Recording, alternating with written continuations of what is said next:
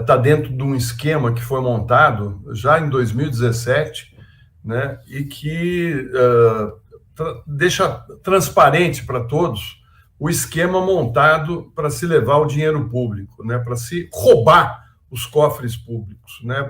Isso chama muito a atenção, porque esse esquema que foi montado tem a ver, inclusive, com verbas do orçamento, né?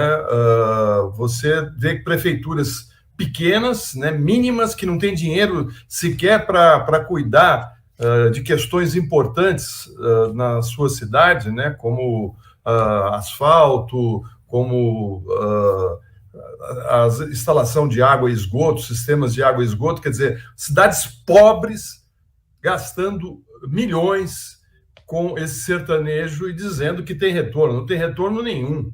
Não tem retorno nenhum. Está aí, né? A mamata e o quê? Sofrência. Eles adoram cantar essa dor de traição, dor de corno, essas coisas. Então, você sabe que tem uma empresa atrás dele, né? Que banca ele. Parece que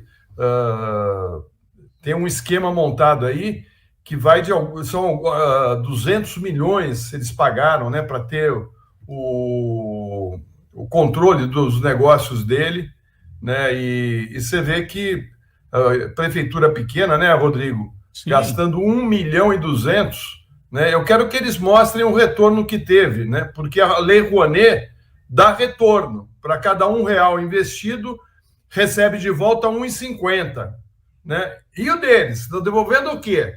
O que eles estão devolvendo? Nada. Isso aí é surrupiar. E olha, em época de campanha eleitoral, porque esses shows, é lógico que são showmissos, é lógico que são esquemas para fazer campanha no interior do país. Isso está muito claro. O Florestan, Léo, o Florestan lembrou que tem uma empresa aí que faz a intermediação. É importante porque provavelmente o cantor não fica com 1.200.000. A nota fiscal sai por 1.200.000 e depois uma parte vai para outras coisas, que a gente pode imaginar o que é no ano eleitoral. E uma das empresas que faz intermediação, olha o nome da empresa, 17. 17 o que era? Era o número, né? Com o qual o Bolsonaro e o bolsonarismo concorreram em 2018, né? 17. E quem teve um papel fundamental nessa história, né, foi a cantora Anitta. Hoje vai ter uma entrevista dela, já foi antecipada, está nos jornais de hoje, ela dizendo que recebeu já convites, na verdade, propostas indecentes aí das prefeituras para devolver parte do cachê. Então era mais ou menos assim, a prefeitura traz o artista recebe 1 milhão, devolve, sei lá, 400 mil, 500 mil, fica com metade, não sei quanto, e esse dinheiro vira caixa 2 político, né? Entrevistei o João César de Castro Rocha, falou que talvez seja o maior esquema de caixa 2 político da história do país. E aí, Rodrigo, eu acho que tem um tema importante, porque entra nessa questão do ataque à cultura, né, que vem desde o golpe de Estado contra Dilma. O Temer acabou com o Ministério da Cultura. O Bolsonaro levou essa questão ao extremo, né, com a questão da mamata da Lei Rouanet, né? Tinha que acabar com a mamata. O esquema do Bolsonaro é muito mais pesado, conectado ao agronegócio. Então, passo para você falar sobre esse esquemão. Porque eles fizeram a batalha cultural, né? O que eles chamam de guerra cultural. Eu até conversava com a Tereza Cruvinel durante essa semana, a gente brincava que o Gramsci, né, o pensador italiano, marxista, estudava muito a questão simbólica, a importância do simbólico na política. Porque o marxismo mais tradicional, né, o próprio Marx, Engels e outros, se fixavam muito na economia. Então, a batalha era a economia, era a luta de classe e tal. O Gramsci mostrava que nas sociedades mais complexas, a batalha não é só trabalhador versus a burguesia, a batalha econômica, a batalha, né, política em estrito senso. A batalha é cultural. Então, você trava um combate pelo que ele chamava de aparelhos privados de hegemonia. A igreja, na época católica, né? A igreja, a escola, os livros, a imprensa, né? A produção cultural, as artes, tudo isso fazia parte dos aparelhos privados de hegemonia. E aí o Gramsci chamava atenção para a necessidade de fazer a guerra cultural. Nos últimos anos, a direita provavelmente leu Gramsci.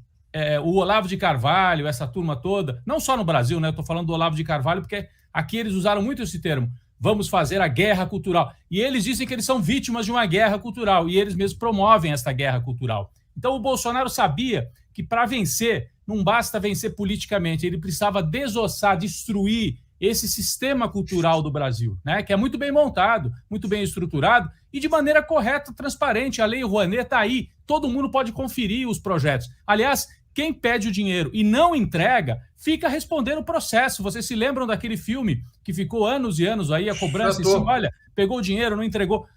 A grande maioria, esmagadora maioria, aliás, não é dinheiro do orçamento, né? Acho que as pessoas sabem, é dinheiro de... as empresas não pagam o imposto e têm o direito de direcionar esse dinheiro, uma parte dele pequena, para a área cultural. E isso movimenta a indústria cultural. E todo o país precisa de uma indústria cultural. Os franceses, que o Florestan conhece bem, morou por lá, faziam isso com o cinema, né, Florestan? Sabiam da importância de você ter um cinema francês para vender a imagem da França para fora e para dentro. E o Brasil...